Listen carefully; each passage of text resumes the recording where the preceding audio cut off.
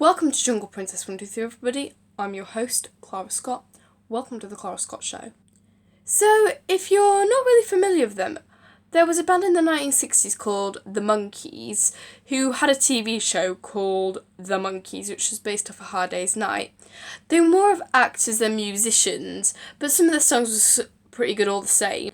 The band consisted of Davy Jones, Peter Tork, Michael Nesmith and Micky Dolenz. So personally, my view on them is I love some of their songs, but I'm not a big fan of them. Some reason I'm just not really a big fan of them. But on Sunday night, I watched their feature film from 1968 called Head, which was directed by Bob Ralfeson. It's a very peculiar film, and it's very wacky and zany at the same time. It would personally, because I love the 1960s, but this film just wasn't for me, I don't think. Yet again, every movie isn't for everybody, so if you enjoy this movie, when you watch it, I hope you guys enjoy it.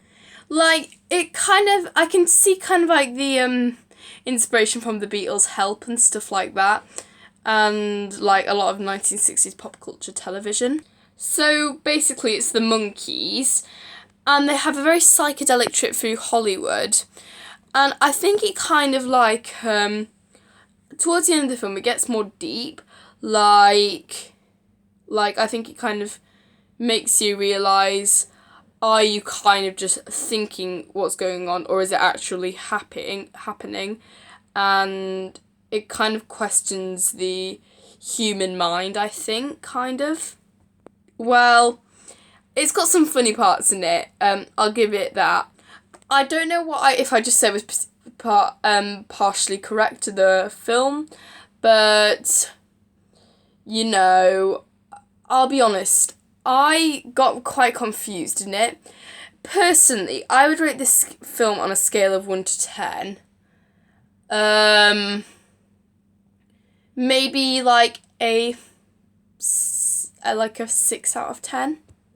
Because it really wasn't my cup of tea, to be honest. It was in the sense I love the 60s, but it just wasn't my kind of film.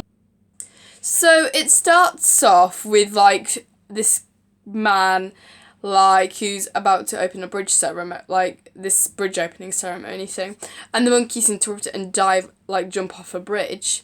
So it then cuts to different scenes of the film, and it's they're living in this place set of Hollywood, going through Western films to science fiction to romance to horror to all these different types of film. But it does it in a very psychedelic way, and it makes you wonder what if what all they're seeing is happening. It's interesting in a way, is what you seeing is real, but I think you could have worked on the story a bit more, because it's just very confused. It's very confusing, and of course it isn't, not everyone will be able to understand, what's happening. I thought this happened. I think you could have worked on the story a bit more.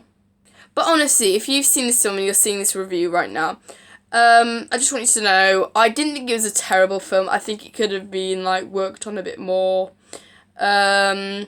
It just wasn't one I particularly liked. But if you guys enjoyed it, so thanks for watching this review.